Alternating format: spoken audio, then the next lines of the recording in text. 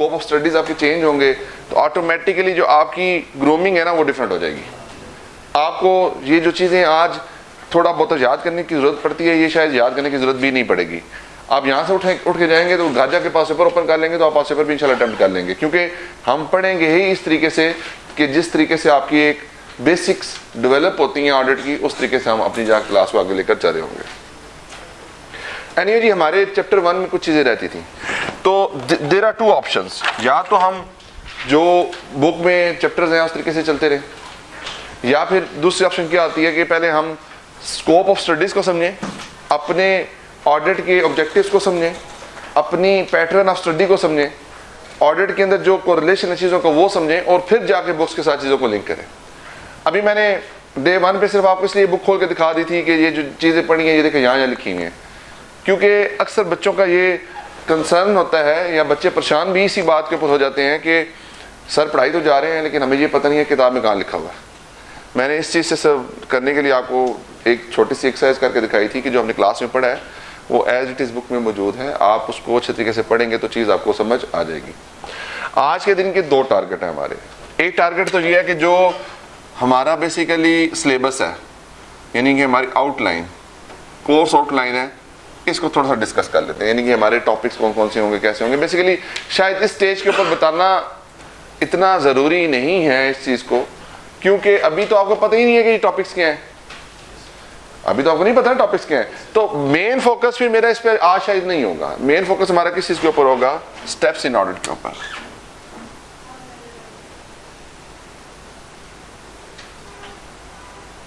जब आप ऑडिट करते हैं तो ऑडिट में वो 5 स्टेप्स जो पढ़े थे हमने, उनकी थोड़ी सी डिटेल डिस्कशन आज हम कर लेंगे 1 बाय 1। यानी कि हम ये कहेंगे कि हमने ये 5 एक्टिविटीज को पढ़ा था, ये 5 स्टेप्स होते हैं ऑडिट के। अगर हम इसको अंडरस्टैंड कर लें अच्छे तरीके से तो आगे जाके जहां पे हमें इन चीज़ों की जरूरत पड़ेगी तो आप उसमें आपस में लिंक बना लेंगे। देखिए, ऑडिट प्लानिंग के बगैर स्टार्ट नहीं हो सकता। जब तक आप कुछ रेगुलेटरी रिक्वायरमेंट्स को, कुछ कोड ऑफ एथिक्स की रिक्वायरमेंट को फॉलो करेंगे तब भी नहीं स्टार्ट हो सकता।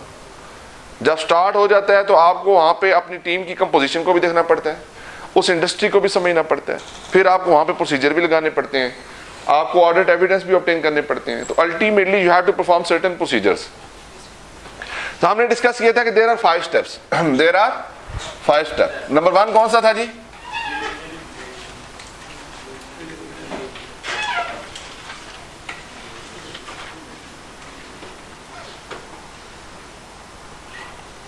पहला था जी प्रीलिमिनरी एंगेजमेंट एक्टिविटीज। दूसरा स्टेप क्या था जी?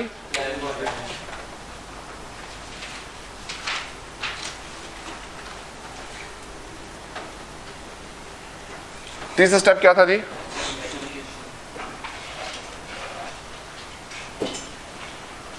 चौथा स्टेप क्या था जी?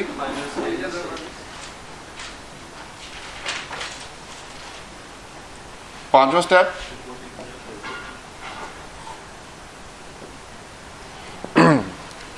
बेटा हम 1 बाय 1 डिस्कस करेंगे और आज हम इसके बारे में अपनी डिस्कशन को कैरी आउट करेंगे।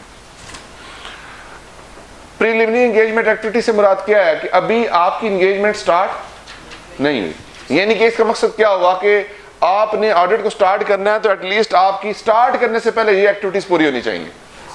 देखिए, मतलब मैं फॉर एग्जांपल आपने एडमिशन लेना हो, मतलब आप क्लास में आगे कब बैठ सकते हैं? जब आपने एडमिशन ले लिया हो। तो एडमिशन लेने से पहले कुछ प्रोटोकॉल्स आपने फॉलो किए होंगे, फॉर्म भी फिल किया होगा, फीस भी जमा करवाई होगी, कॉलेज के बारे में पूछा होगा, टीचर्स के बारे में भी रिसर्च की होगी, मुख्तलिफ कॉलेजेस और इंस्टीट्यूट्स को भी कंपेयर किया होगा। फिर जाके आपने डिसीजन किया होगा कि भाई हमने आके मिस्टर शर्मान से क्लास पढ़नी है, यही किया होगा। तो जब तक वो प्रीलिमिनरी एंगेजमेंट एक्टिविटीज पूरी नहीं होती तो क्या ऑडिट स्टार्ट हो सकता है? नहीं हो सकता। अब आपके ज़हन में एक सवाल आना चाहिए कि हमें ऑडिट को स्टार्ट करने से पहले किन चीज़ों को देखना पड़ता है। देखिए, सबसे पहले बेटा आती है लीगल रिक्वायरमेंट्स। कौन सी आती हैं जी?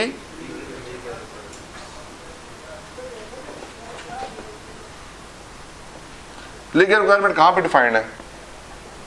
लीगल रिक्वायरमेंट क्या होती हैं? मतलब यानी कि आपने कौन कौन से रूल्स एंड रेगुलेशंस को फॉलो करना है ऑडिट के पर्सपेक्टिव से। तो बेटा यहां पे कंपनीज एक्ट है 2017।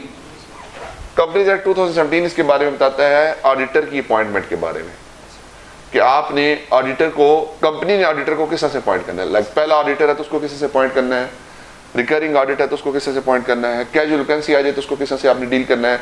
तो बेसिकली जो रिक्वायरमेंट है ऑडिटर की अपॉइंटमेंट की, पहला ऑडिटर कौन, अगर कंपनी बनी है तो उसका ऑडिटर कौन अपॉइंट करेंगे, डायरेक्टर्स करेंगे। डायरेक्टर्स को कौन अपॉइंट करता है, शेयर होल्डर्स।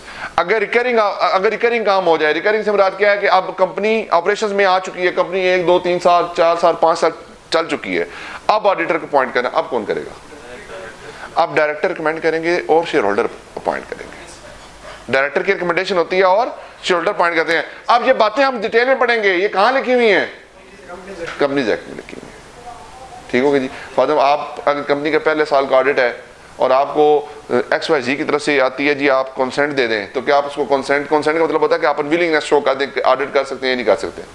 तो हम उसकी विलिंगनेस को देखने से पहले देखेंगे कि किसने कंसेंट भेजी, क्या डायरेक्टर्स की तरफ से आई है या किसी और बंदे की तरफ से आई है, क्या हमने सेट करनी है या एक्सेप्ट नहीं करनी। ये बात हमने कहाँ पे लिखी है, कंपनीज एक्ट में लिखी है, लीगल रिक्वायरमेंट। फिर दूसरी बात, कुछ लोग हैं जो ऑडिटर के तौर पर कंपनी के अपॉइंट नहीं हो सकते।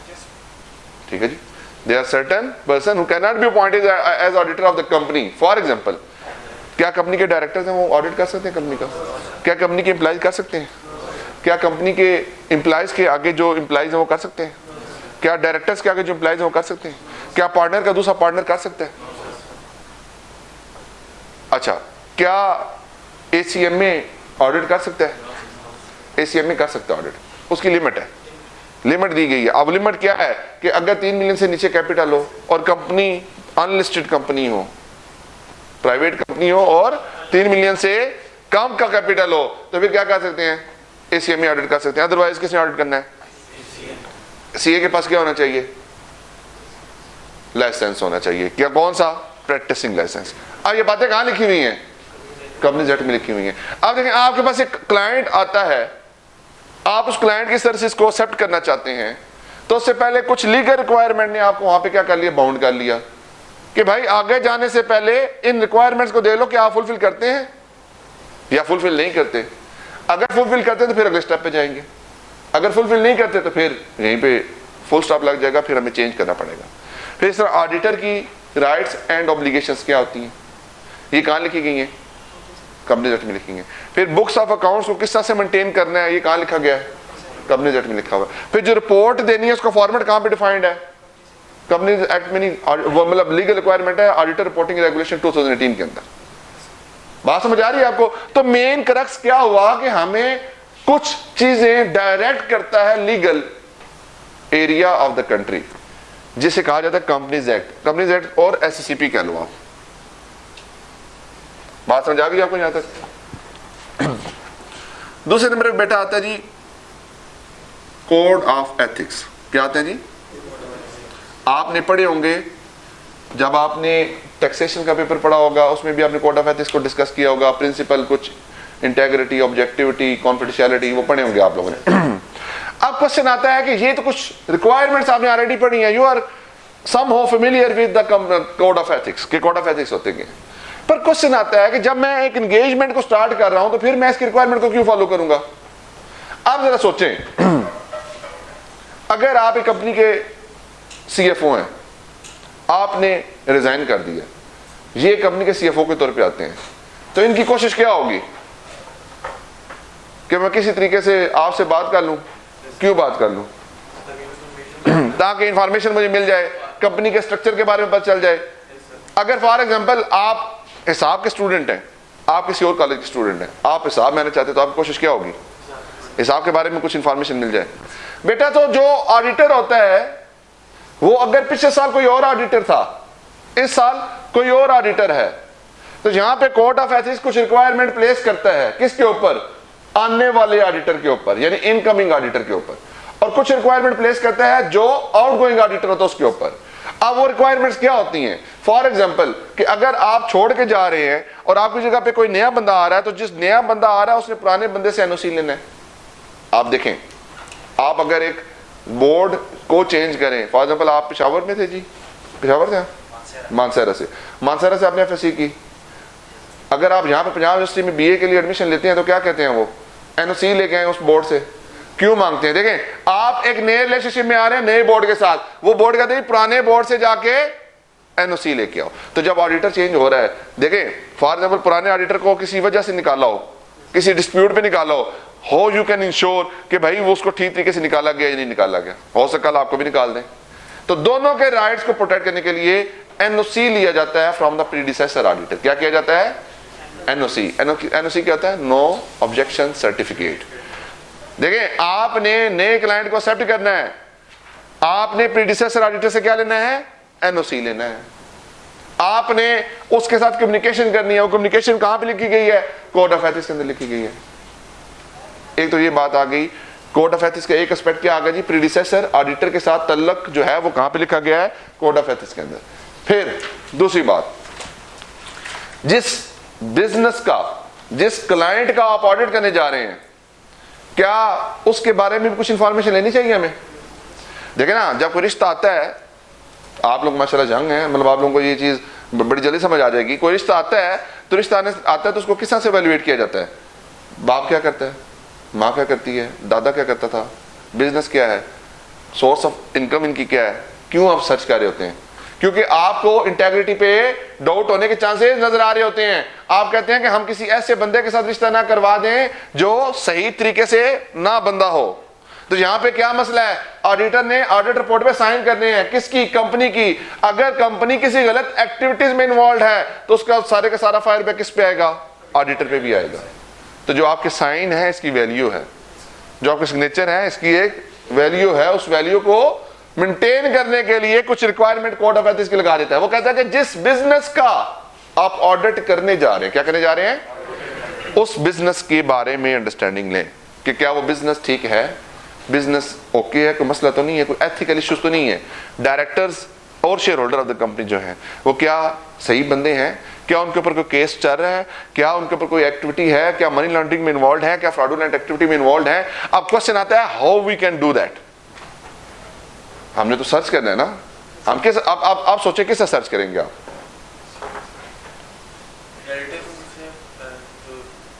देखें ना, आपने बिजनेस के बारे में समझना है, आपने कंपनी के डायरेक्टर्स के बारे में समझना है, आपने कंपनी के की मैनेजमेंट पर्सनल्स के बारे में समझना है, आपने बिजनेस एक्टिविटी को समझना है। ये सारे काम करने के लिए आप क्या करेंगे? उससे पूछ सकते हैं, ठीक है जी, और तो क्या इंफॉर्मेशन गेन करेंगे आप? ठीक है, अंडरस्टैंडिंग ले लेंगे इसके बारे में, बिल्कुल ठीक है। वो तो आगे जाके है ना, अभी हम सिर्फ ये देखना चाह रहे हैं कि एथिकल बिजनेस प्रैक्टिसेस चल रही हैं, कोई इशू तो नहीं है, एथिकल इशू तो नहीं है। आप किस तरह से डायरेक्टर्स के बारे में क्या करेंगे? आप किस तरह? देखें, आप सबसे पहले करेंगे क्लाइंट के पास कि भैया मुझे अपना फॉर्म 29 दे दें। फॉर्म 29 पे क्या डिटेल होती है? डिटेल ऑफ डायरेक्टर्स होती है, ठीक है, डिटेल ऑफ डायरेक्टर्स होती है और बाकी डिटेलें भी होती हैं। आप फॉर्म में ले लेंगे शेयर कैपिटल वाला, फिर आप उनसे उनकी CNSE की कॉपीज ले लेंगे। आप क्या करेंगे? गूगल पे जाएंगे, दो ऑप्शन हो सकती हैं। अगर तो छोटी फर्म है तो वहाँ पे तो बड़े रिसोर्सेज अवेलेबल नहीं होते। अगर कोई बड़ी फर्म होगी वहाँ पे तो सॉफ्टवेयर अवेलेबल होते हैं। आप वहाँ पे जाकर उसका नाम दें, वो आपको उसके नाम के बारे में बता देगा, डिटेल निकाल के दे देगा, किसके ऊपर केस चल रहा है, केस नहीं चल रहा, किसी एक्टिविटी में इन्वॉल्व है नहीं है, किसी मतलब फॉरेन जुरिस्डिक्शन में केस चल रहा है तो उसके बारे में भी इंफॉर्मेशन आ जाती है, जिसको कहा जाता है वर्ल्ड चेक्स। क्या कहा जाता है? World checks. लेकिन छोटी फर्म के पास तो नहीं होते रिसोर्सेज। फिर वो क्या कर सकते हैं? गूगल पे जाए, गूगल पे उस बंदे का नाम लिखे। आपका नाम क्या है? अमार, AMMAR, ठीक हो जी। अमार इन्वर्टेड कामा फ्रॉड, फिर अमार इन्वर्टेड कामा स्कैंडल, फिर अमार इन्वर्टेड कामा स्कैम। अभी क्या हो रहा है आप करके चेक कर लीजिएगा। अपना नाम लिखें, आगे उसके फ्रॉड, स्कैंडल, फ्रॉड, स्कैम और स्कैंडल, ये 3 वर्ड लिख कर चेक कर लें। अगर किसी बंदे के ऊपर केस चाह रहा हुआ तो 1 मिनट में निकल के आ जाएगा। मैंने खुद कितने लोगों का सर्च किया। आप किसी जाहिर बात है जो हाई प्रोफाइल केसेस होते हैं कंपनियों में को तो वही लोग जा रहे होते हैं ना। अगर कोई हाई प्रोफाइल केस है, आप लिखेंगे अमार इन्वर्टेड कामा फ्रॉड, तो अमार के नाम के सारे आ जाएंगे। जनाब ये न्यूज़पेपर का आर्टिकल है, जनाब इधर ये खबर लगी है, इधर ये मसला चाह रहा है, ये मसला चाह रहा है। आप उन न्यूज़ को पढ़ेंगे, आप उस इंफॉर्मेशन को पढ़ेंगे और फिर आप वहां से असेस करेंगे कि ये जिस अमार की हम बात कर रहे हैं ये वही है या कोई और है। बात समझेंगे? फिर दूसरा इसमें एक बड़ी चीज अपडेट आई है एंटी मनी लॉन्ड्रिंग की कुछ रेगुलेशंस आई हैं वर्ल्ड वाइड। उन्होंने क्या किया, पाकिस्तान की जो गवर्नमेंट है उन्होंने उसके ऊपर जो प्रिस्क्राइब्ड ऑर्गेनाइजेशन है, यानी कि जो ठीक ऑर्गेनाइजेशंस नहीं है, उनकी लिस्ट दे दी है। फिर इसी तरह जो लोग हैं, यानी कि जिनके ऊपर कोई टेररिज्म का केस चल रहा है, जिनके ऊपर कोई प्रॉब्लमेटिक एरिया चल रहा है, उनकी भी लिस्ट दे दी है। आप उस लिस्ट को डाउनलोड कर सकते हैं ICAP की वेबसाइट से। वहां पे जाके उस बंदे का नाम सर्च करके चेक कर सकते हैं कि ये बंदा वही है जिसके बारे में हम काम करने जा रहे हैं, कोई और है।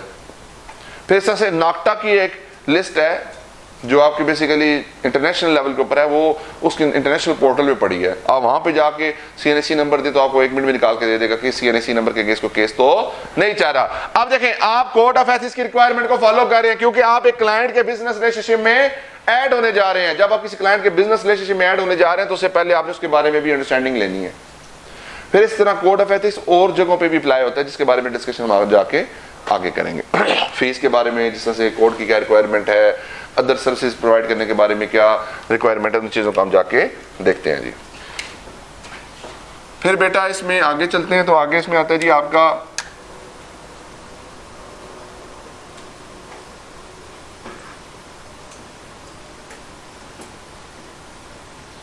Engagement letter. जाहिर बात है, जब आप एक एग्रीमेंट फाइनलाइज कर लेते हैं, आप एक घर रेंट पे लेना चाहते हैं, तो क्या घर का भी एक आप एग्रीमेंट करते हैं ना, रेंट का एग्रीमेंट। अब आप एक क्लाइंट के साथ रिलेशनशिप में जा रहे हैं, आप क्लाइंट के साथ एक बिजनेस रिलेशनशिप में जा रहे हैं, तो क्या उससे पहले हमें टर्म्स ऑफ द कॉन्ट्रैक्ट या टर्म ऑफ द एग्रीमेंट को एग्री नहीं करना चाहिए? क्या उसमें होगा? मोटी मोटी बातें डिस्कस कर लेते हैं। एक एग्रीमेंट है, एक क्लाइंट के साथ एग्रीमेंट करने जा रहे हैं, क्या बात हो सकती है उसमें? क्या लिखा होगा? एग्रीमेंट क्या? फीस और टाइम पीरियड, वेरी गुड। और बताएं यार क्या होगा? डेटा की अवेलेबिलिटी, वेरी गुड। और किस चीज का एग्रीमेंट लेना है?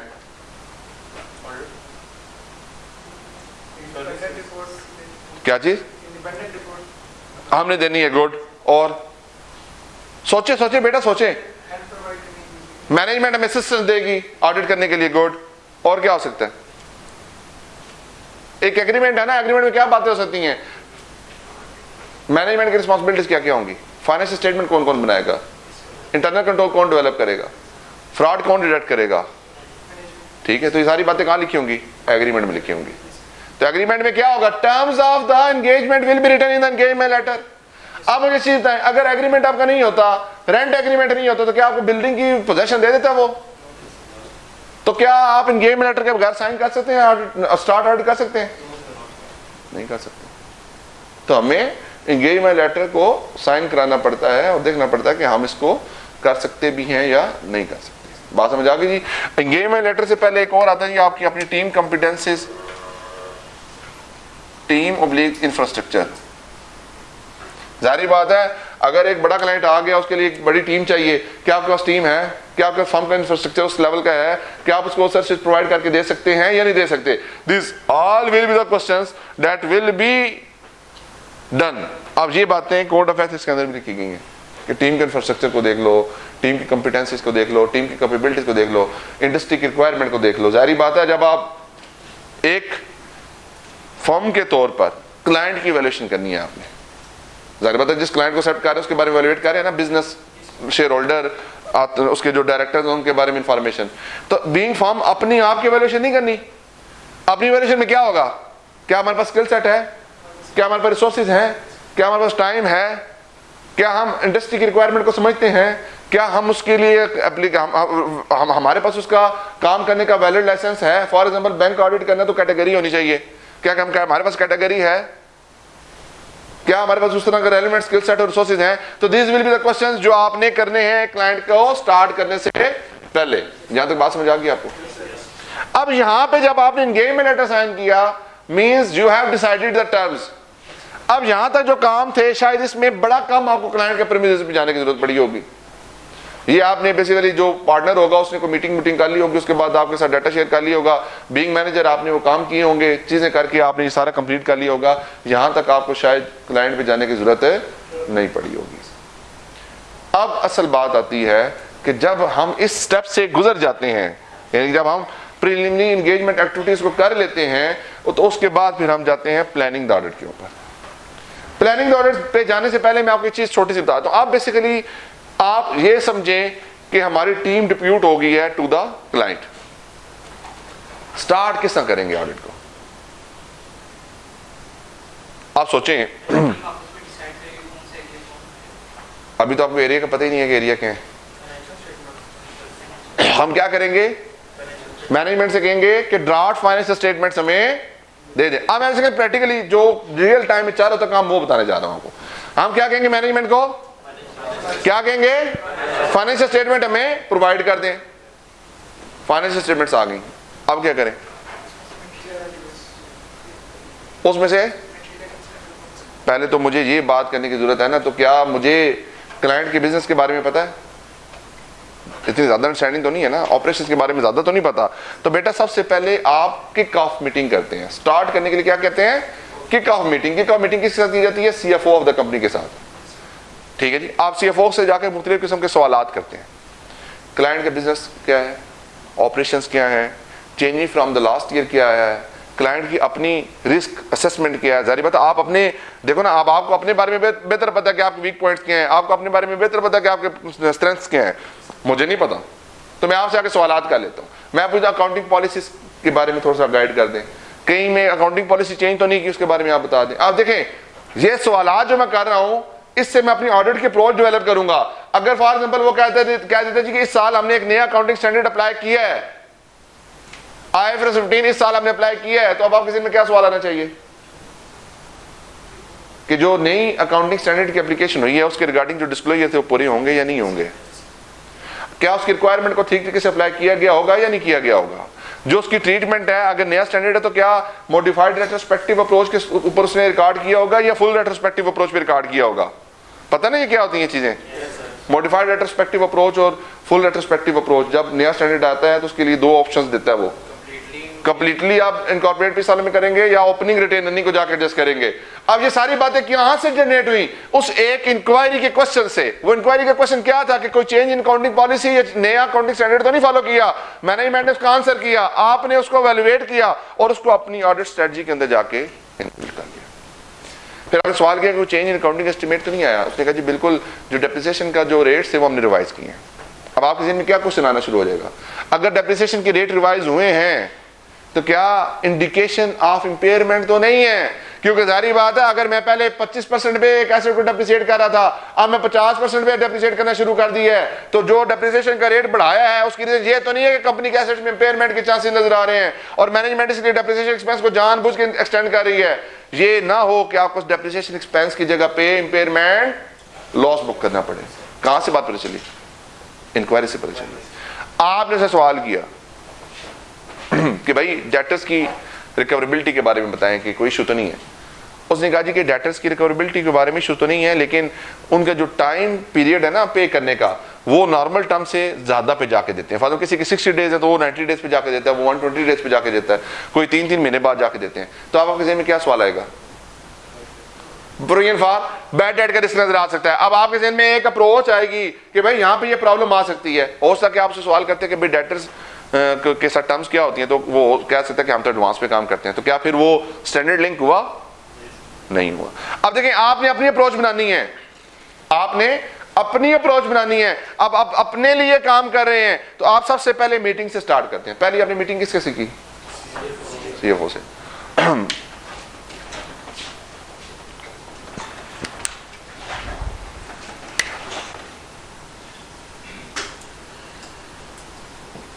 मीटिंग में पहला कौन था जी, सीएफओ। और कौन बंदा हो सकते कंपनी में, कौन हो सकता है मैनेजमेंट में, कौन होगा, वेरी गुड जी। हम प्रोडक्शन के हेड से बात कर सकते हैं, किस हेड से, प्रोडक्शन के हेड से। क्या आप बात करेंगे, आप गए हैं प्रोडक्शन के हेड के पास, आप क्या सवाल करेंगे जी उससे, गुड। लेकिन वन बाय वन चलना है। आपने कहा जी कि सोर्स ऑफ सप्लाई क्या है, आप क्यों उससे सोर्स ऑफ सप्लाई के बारे में पूछ रहे हैं। देखिए ना, मैंने कोई भी क्वेश्चन करना है तो मेरे पास अपने ऑडिट के लिए उसकी लॉजिक होनी चाहिए। आपने कहा जी सोर्स ऑफ सप्लाई क्या है, रॉ मटेरियल की नेचर क्या है, सप्लायर कहां से उसको प्रोवाइड करते हैं, ये 3 सवालात आपने किए हैं, इन 3 सवालों के ऑब्जेक्टिव बता दें।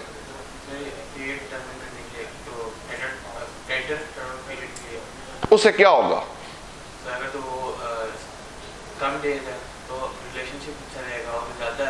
हम रिलेशनशिप को क्यों एलिवेट कर रहे हैं? देखें, आपने कहा सोर्स ऑफ सप्लाई क्या है, यानी मटेरियल कहां से आता है, और सप्लायर की नेचर क्या है। There are 2 questions. पहला सवाल ये है कि भाई कहीं ऐसा नेचर ऑफ मटेरियल तो नहीं है कि अगर नहीं मिलेगा तो प्रोडक्शन रुक जाएगी।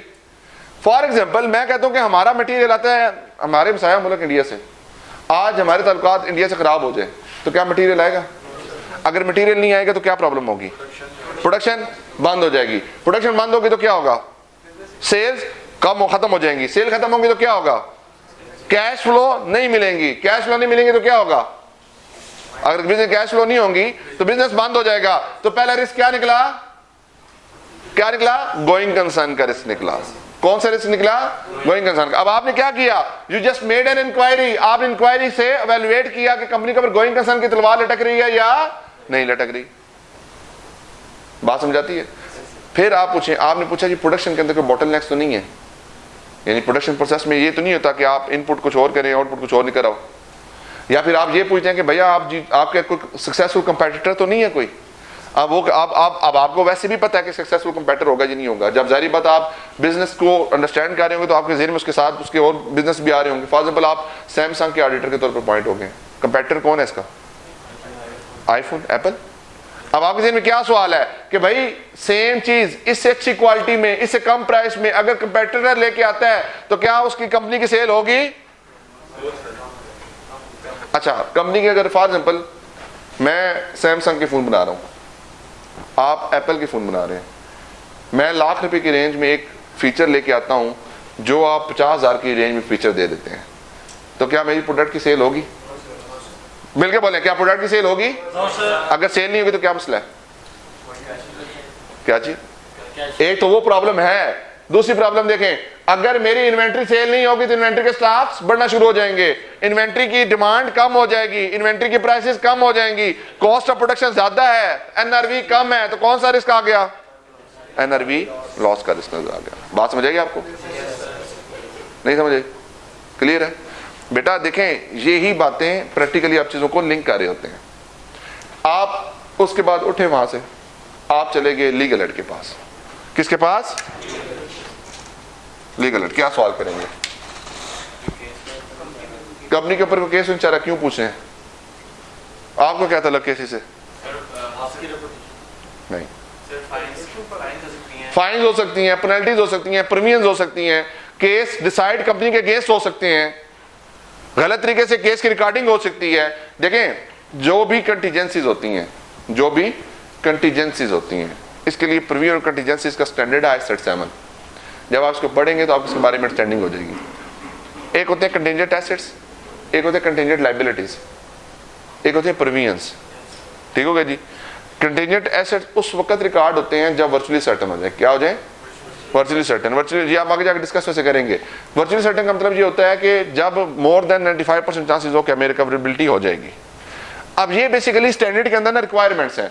अब आपने लीगल एड से इंक्वायरी करनी है, आप उससे पूछ रहे हैं भाई कितने केसेस आप पे पिछले साल थे उनकी लिस्ट दें, कितने केसेस इस साल रह गए उनकी लिस्ट दें, उनमें से जो केस क्लोज हो गए उनके बारे में इंफॉर्मेशन दें, जो नए केस इनिशिएट हुए उसके बारे में इंफॉर्मेशन दें। क्योंकि आपके ज़हन में क्या रिस्क है? आपके ज़हन में ये रिस्क है कि प्रीवियंस हो सकता है अंडरस्टेटेड हो सकता है कि आपने लायबिलिटीज को प्रॉपर्ली रिकॉर्ड ना किया हो सकता है कि आपने कुछ ऐसे एसेट्स को रिकॉर्ड कर लिया हो जिनके अगेंस्ट को केस चाह रहा हो, और जिनके अगेंस्ट को केस चाह रहे हो तो कौन से एसेट्स होते हैं? कंटीजेंट एसेट्स होते हैं। और कंटीजेंट एसेट कब रिकॉर्ड होते हैं? जब वर्चुअली सर्टेन हो। वर्चुअली सर्टेन कब होता है? जब 95% से ज्यादा चांसेस हो उसकी रिकवरेबिलिटी के। ये बात समझ आ रही है आप लोगों को? आ रही है जी बेटा? समझ आ रही है ना? नहीं आ रही है? बस ठीक होगा बेटा। इंक्वायरीज जब आप कर लेते हैं तो वहां से आप एक इंफॉर्मेशन को गेज करते हैं। बीएम पढ़ी आप लोगों ने? BMBS, उसमें पेस्ट एनालिसिस पढ़ा है? चलो जिन्होंने पढ़ा हुआ है पेस्ट एनालिसिस पढ़ा हुआ है। पेस्ट एनालिसिस क्या होता है? Political factor, legal, economical, technological और सोशल। अच्छा मुझे चीज बताएं, इनका ऑडिट के साथ क्या तल्लुक होगा?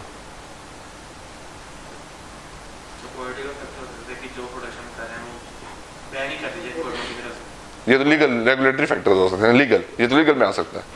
जो हम प्रोडक्शन कर रहे हैं वो प्रोडक्शन गवर्नमेंट ने बैन कर दिया, तो ये रेगुलेटरी फैक्टर्स हैं, ये तो रेगुलेटरी फैक्टर गुड। तो अगर कंपनी का वो प्रोडक्शन बंद हो जाती है तो कंपनी बंद हो जाएगी।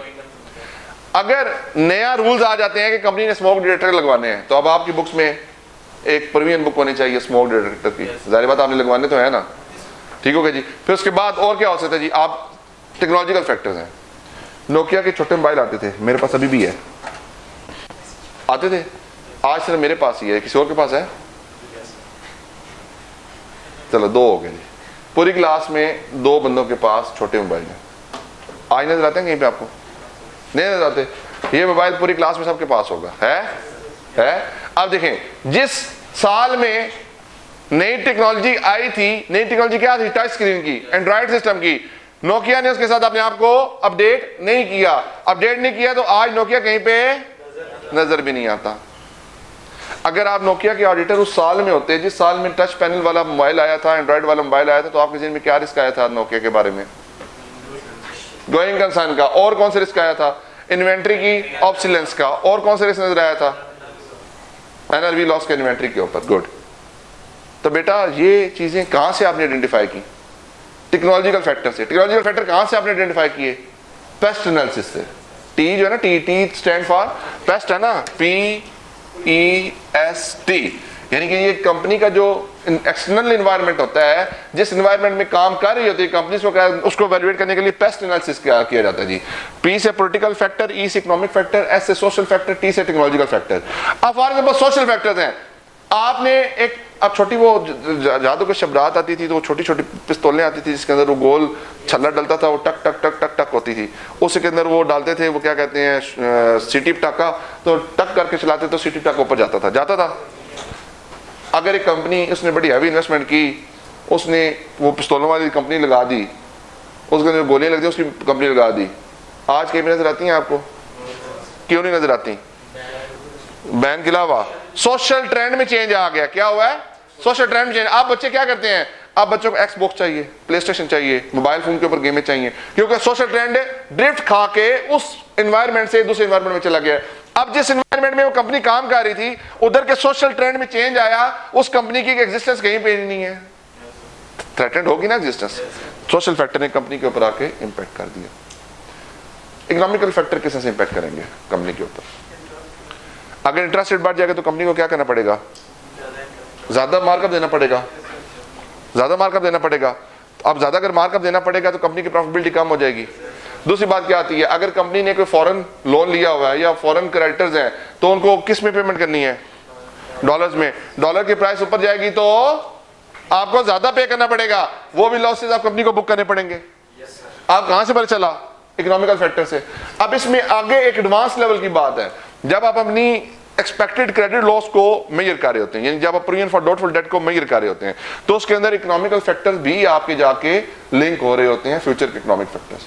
वो जो इकोनॉमिक फैक्टर्स होते हैं उससे आपकी प्रोविजन प्लस या माइनस होती है based on the data. For example, एक बैंक है, बैंक के क्रेडिट कार्ड का पोर्टफोलियो है। क्रेडिट कार्ड में जो है ना, वो ज्यादा वो लोग हैं जो एम्प्लॉइज हैं। एम्प्लॉइज ने क्या लिया हुआ है? क्रेडिट कार्ड लिए हुए हैं। अगर एम्प्लॉयमेंट लेवल कम होता है तो बताएं बैंक की रिकवरेबिलिटी पे क्या फर्क पड़ेगा? कम हो जाएगी। आप देखें एम्प्लॉयमेंट लेवल कहां पे डिस्कस होते हैं? देखें लिंक हुआ। मैंने कहा कि अगर मेरे बैंक का पोर्टफोलियो, फादर मैंने अगर 100 मिलियन का लोन दिया हुआ है क्रेडिट कार्ड के थ्रू टू द एम्प्लॉइज, किसको दिया हुआ है? एम्प्लॉइज को। अगर एम्प्लॉयमेंट लेवल अगले साल में जाके कम होने हैं तो जो मेरे रिकवरेबिलिटी है वो भी कम हो जाएगी। जारी बात है, आज जिन लोगों ने पैसे देने, अगर उनके पास एम्प्लॉयमेंट ही नहीं होगी तो मुझे पेमेंट कहां से करेंगे? तो ये एम्प्लॉयमेंट लेवल ने जाके क्या किया? लिंक मेरी रिकवरेबिलिटी ऑफ क्रेडिट कार्ड की पोर्टफोलियो को भी जाके इंपैक्ट किया। बात समझ आती है जी? ये नहीं आती। क्लियर है? अच्छा, इस तरह बेटा आगे पॉलिटिकल फैक्टर है। फॉर एग्जाम्पल के गवर्नमेंट लेवल के ऊपर बातें हो रही हैं, पाक चाइना ताल्लुकात अच्छे हैं, खुदा न खासा बुरे हो जाए तो जितने प्रोजेक्ट्स हैं वो क्या हो जाएंगे? कोलैप्स हो जाएंगे। तो जितने CPEC की इन्वेस्टमेंट है वो क्या हो जाएगी? उसके जद में आ जाएगी। तो बेटा इस तरह पॉलिटिकल फैक्टर भी जाके इसको ऊपर लिंक करते हैं।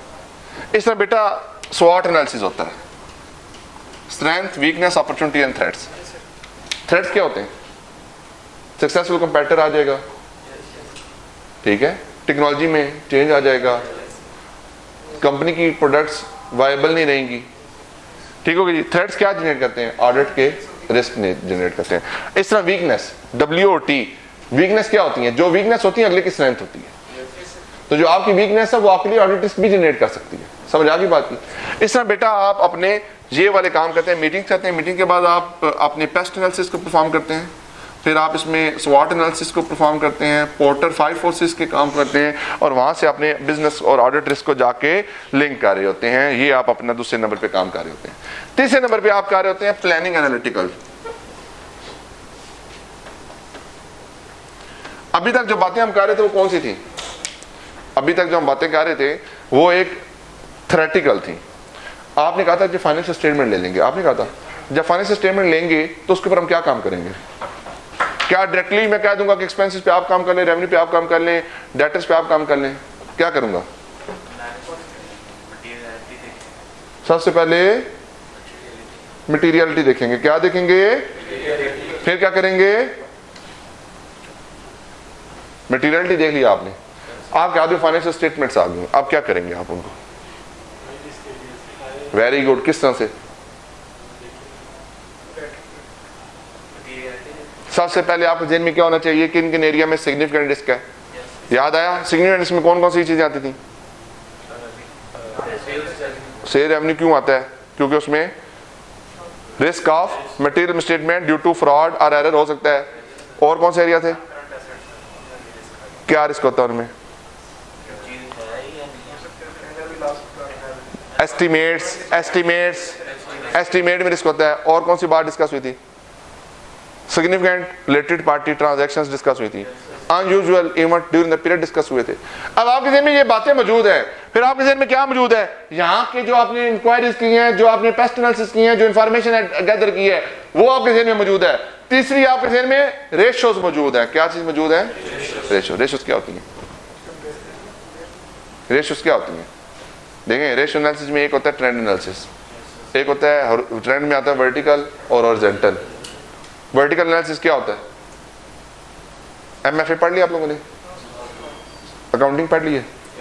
हॉरिजॉन्टल एनालिसिस होता है फॉर एग्जांपल 2020 है और 2019 है, दोनों के दरमियान में जो आया है डिफरेंस यानी कि वेरिएंस आया उसको एवेलुएट कर लो। वर्टिकल क्या होता है? सेल्स को जीपी रेशो यानी जीपी रेशो निकाल लें, जीपी ओवर सेल, ये क्या है? वर्टिकल है। अच्छा, फिर एक होता है आपका, ये ट्रेंड हो गया ना, फिर आप कहते हैं रेशियो एनालिसिस होते हैं, debtor days, creditor days, current ratios. Current ratio क्या एवेलुएट करती हैं?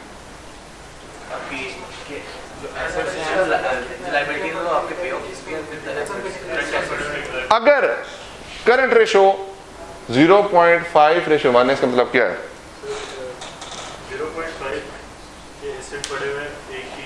0.5 लायबिलिटी के लिए। तो क्या नुकसान क्या हो? ऑडिट के पर्सपेक्टिव से मसला क्या आ सकता है? पेबल बढ़ जाएंगे तो क्या होगा? लिक्विडिटी का इशू आएगा। लिक्विडिटी का इशू आएगा तो कंपनी वाइंड अप हो सकती है, कंपनी कवर गोइंग कंसर्न की प्रॉब्लम आ सकती है। बात समझेगी आपको? डेटर डेज क्या आप बताते हैं? कितने दिनों मिलेंगे? अगर डेटर डेज इंक्रीज होने का मतलब क्या है? डेटर डेज पहले आपको 60 दिन में रिकवरी हो जाती थी, अब 80 दिनों में रिकवरी होती है, मतलब क्या है?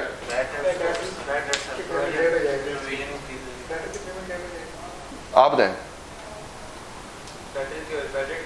बैड डेट का रिस्क क्या है? हो सके कोई पैसे बैड डेट होगी। दूसरा क्या रिस्क नजर आता है इसमें? एक तो बैड डेट का पॉइंट है, दूसरा कैश कम हो जाएगा, और नहीं वो तो ठीक है, इसके अलावा एक और चीज देंगे। डेटर डेज में इंक्रीज क्यों आया है? कि फिक्टिशियस सेल तो नहीं बुक कर दी? देखो ना, अगर मैं सेल झूठी सेल बुक किए जा रहा तो मैं एंट्री क्या करूंगा? अकाउंट रिसीवेबल, अकाउंट डेबिट और सेल अकाउंट क्रेडिट। ये कौन सी एंट्रियां कर रहा हूं मैं? फिक्टिशियस एंट्रियां कर रहा हूं, फिक्टिशियस फ्रॉडुलेंट फाइनेंशियल रिपोर्टिंग कर रहा हूं, फ्रॉड कर रहा हूं ना। अगर मैंने फ्रॉड कर लिया तो फिर डेटर डेज क्या होंगे? अगर डेटर डेज इंक्रीज होंगे तो मतलब क्या है? कि रिकवरेबिलिटी नहीं होनी। अब दो चीजें हैं, एक फ्रॉडुलेंट फाइनेंशियल रिपोर्टिंग होने के चांसेस हैं, दूसरी हो सकता है कि आपके डेटर से रिकवरेबिलिटी नहीं हो रही, तीसरा आपके पास कैश फ्लो कम हो जाएंगे। अब ये तीन पॉइंट्स को लिंक करें। अगर फ्रॉड होगा तो फिर डिफरेंट अप्रोच बनानी पड़ेगी। अगर डेटर के डेज में इंक्रीज आया है ड्यू टू रिकवरेबिलिटी तो प्रीमियम फॉर डाउटफुल डेट का इशू आएगा। अगर कैश कम हो गया तो लिक्विडिटी का इशू आएगा। अब देखें आपने कहां से आइडेंटिफाई किया? एक रेशो से आपने 3 इश्यूज को आइडेंटिफाई कर लिया। अब इस इंफॉर्मेशन को इन इंक्वायरीज की इंफॉर्मेशन के साथ जाके क्या करेंगे आप? कंपेयर करेंगे। ये जो बातें मैनेजमेंट ने बताई थी और जो बातें हमने खुद आइडेंटिफाई की हैं उनमें कोई कंट्राडिक्शन तो नहीं है। अगर कंट्राडिक्शन आ जाए तो मतलब क्या होगा? मैनेजमेंट देखें दो चीज, जब भी एक एविडेंस दूसरे एविडेंस से कंट्राडिक्ट कर जाए तो reliability of the audit evidence, क्या चीज? Reliability of the audit evidence question के अंदर आ जाती है। और जब reliability of audit evidence question में आ जाए, अगर फॉर एग्जांपल आप मेरे दोस्त हैं, आप मेरी बात पे यकीन करते होंगे ना, अगर मैं आपसे धोखाधड़ी करूंगा तो क्या करेंगे आप? क्या करेंगे आप? अगर आप आपस दो दोस्त हैं, एक दोस्त दूसरे दोस्त का धोखाधड़ी कर दे तो क्या करते हैं आप? रिलेशनशिप खत्म कर लेते हैं। क्यों खत्म करते हैं? क्योंकि आपको उसकी नीयत पे शक आ जाता है। जब नीयत पे शक आ जाता है तो आप उसके साथ ताल्लुक आगे नहीं चलाते। इस तरह जब ऑडिट एविडेंस, एक ऑडिट एविडेंस दूसरे ऑडिट एविडेंस के साथ कंट्राडिक्ट कर जाए तो मैनेजमेंट से एक्सप्लेनेशन जरूर लेते हैं। आप अपने दोस्त से भी कहते हैं हाँ भी बता तूने ये क्यों किया। अब मैनेजमेंट से एक्सप्लेनेशन जरूर लेंगे, लेकिन अगर आप एक्सप्लेनेशन में मैनेजमेंट आपको सेटिस्फाई नहीं कर पाती तो आप क्या करेंगे? रिलेशनशिप को खत्म कर देंगे। क्योंकि जहां पे नियतों का मसला आ जाता है वहां पे रिलेशनशिप आगे नहीं चल सकते। बात समझ आ गई आपको? ये क्लियर हुई? अब फिर क्या हुआ? फिर तीसरी ratio I for example inventory turnover days. पहले थे जी 40 डेज या 30 डेज थे, आप 45 डेज हो गए। मतलब क्या है? सेल्स कम हो गई है। अब आप जेन में क्या रिस्क लेंगे? सेल कम क्यों हुई? देखना पहला क्वेश्चन देखिए, हमेशा ना आपने जो अपना ऑडिट करना है उसमें दो चीजें बड़ी जरूरी हैं। पहली चीज है प्रोफेशनल स्केप्टिसिज्म, यानी कि जो आपके पास इंफॉर्मेशन आ गई है उसकी डिटेल में घुस जाओ। डिटेल में किसने घुसा जाता है? उसके बारे में मुख्तलिफ किस्म के सवालात करके। अब आपने यहां पे चुप नहीं हो जाना। पहला सवाल है ना 30 से 45 डेज पे चला गया है तो आपके ज़हन में ये है कि कंपनी की सेल्स कम हो गई हैं। अब एक मिनट के लिए सोचें, कंपनी की सेल कम क्यों होंगी? हो सके कंपनी की प्रोडक्ट जो है वो ऑब्सलीट हो चुकी हो, कंपनी की मार्केट में रिप्यूट ठीक ना हो। अब वन में वन चलें, अगर कंपनी की प्रोडक्ट की डिमांड मार्केट में कम हो गई तो क्या प्रॉब्लम है? बेटा सोचे ना, अगर कंपनी की प्रोडक्ट वायबल नहीं रही, ठीक नहीं है, तो मार्केट में क्या प्रॉब्लम आएगी? डिमांड कम हो जाएगी, प्राइसेस कम हो जाएंगी, फिर क्या होगा? कॉस्ट ज्यादा होगी, प्राइसेस कम है। कौन सा रिस्क है? एनआरवी लॉस का। समझ आई बात की? अगर आपने मैनेजमेंट से पूछा कि सेल कम क्यों हुई है तो उसने कहा जी कि कोविड-19 आ गया इस वजह से सेल कम हो गई है। आपका अगला सवाल क्या आएगा? आपका सवाल क्या आएगा? आपका ये सवाल आएगा कि आपके प्रोडक्ट्स की शेल्फ लाइफ कितनी है। शेल्फ लाइफ क्या होती है? कि कितना अर्सा पड़ी रहेगी तो खराब नहीं होगी। अच्छा, आप दूसरा सवाल क्या आएगा? मार्केट में प्राइसेस कहां पे आ चुकी हैं? अगर प्राइसेस कम हो गई हैं, अगर प्राइसेस ज्यादा हैं तो फिर तो कोई मसला नहीं है। अगर आपकी गुड जो है पेरिशेबल नेचर की है तो फिर क्या मसला है? गुड खराब हो जाएंगी। गुड खराब हो जाएंगी तो फिर अगर बेटा गुड खराब हो गई है ना तो ऑटोमेटिकली वो तो ऑब्सोलेंस की वजह से उसका एनआरवी है। अगर मार्केट में डिमांड कम हो जाए तो प्राइस की वजह से आपका आता है एनआरवी लॉस। अगर ऑब्सोलेंस हो गए तो फिर तो बात खत्म हो गई, फिर तो गुड्स खत्म हो गई है। अब देखें, सिर्फ रेशो बड़ी थी और मैंने इसको इन्वेस्टिगेट किया। मैंने इस रिस्क के पॉइंट से इन्वेस्टिगेट किया कि मेरी सेल भी गलत हो सकती है, मेरी प्रोडक्ट के अंदर भी प्रॉब्लम आ सकती है, मेरी प्रोडक्ट भी डैमेज हो सकती है, मार्केट में डिमांड भी कम हो सकती है, इसके अलावा और क्या हो सकती है? यही बातें हो सकती हैं। आप गए मैनेजमेंट के पास, आपने लोन की डेट टू इक्विटी रेशियो देखी, आपको पता चलता है कि डेट टू इक्विटी रेशियो 80-100 की है। 80 का डेट है और 20 की आपकी इक्विटी है। क्या पॉइंट आएगा ज़हन में आपके?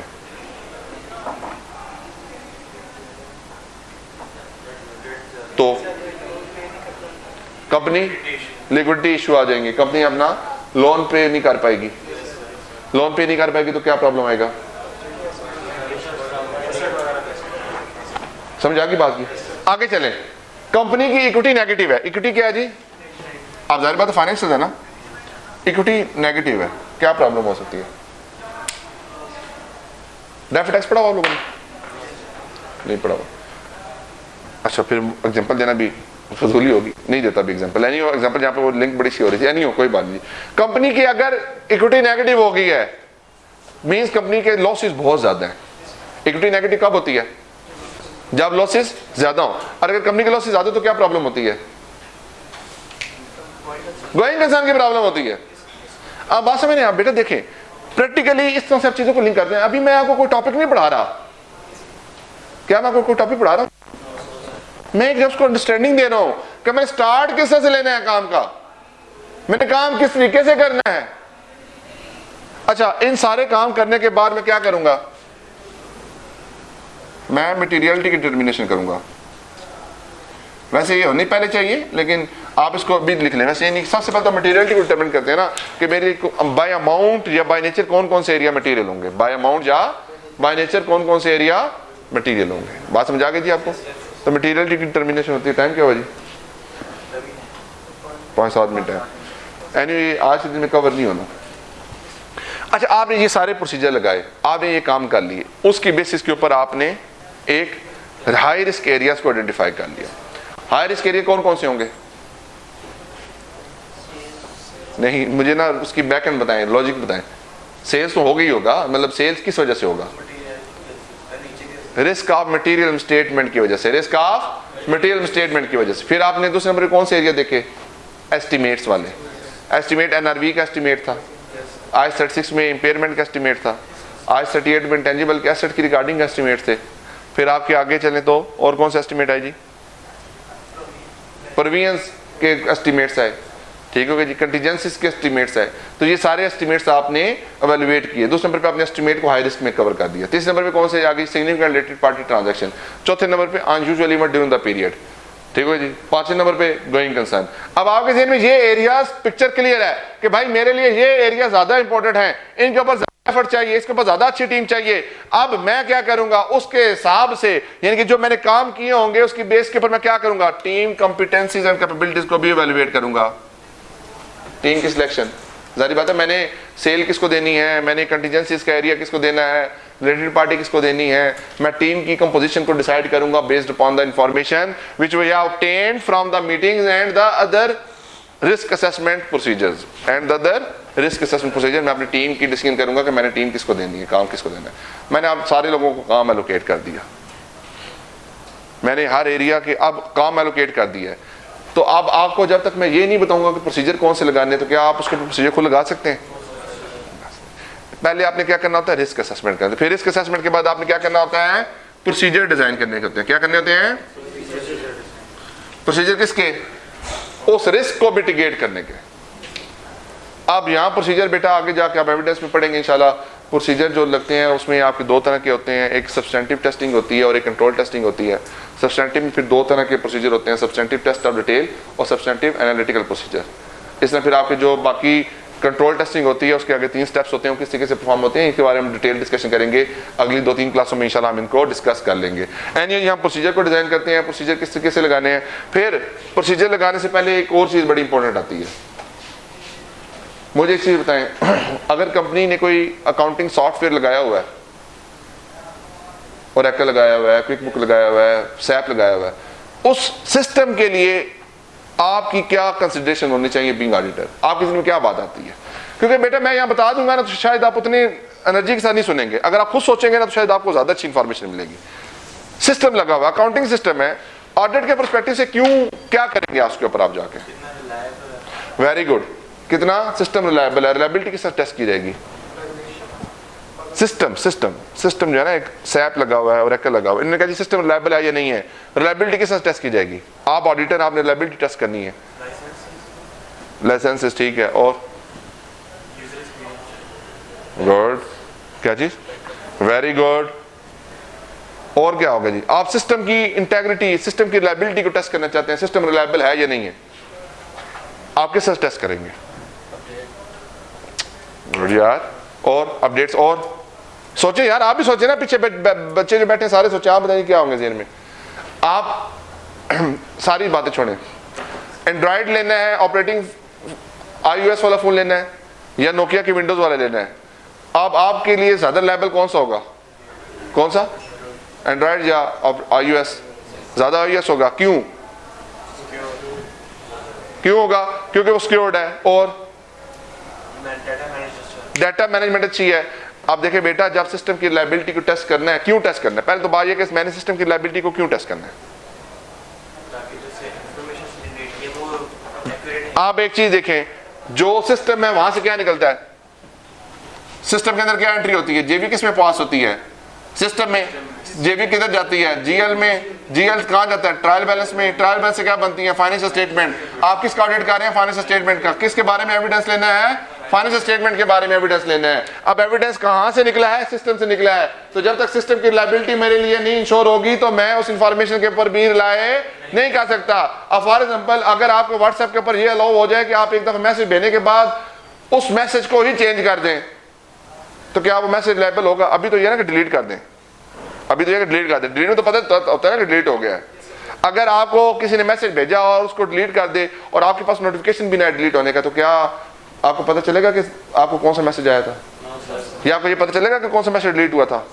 You don't have any information. तो क्या व्हाट्सएप आपके लिए रिलायबल रहेगी?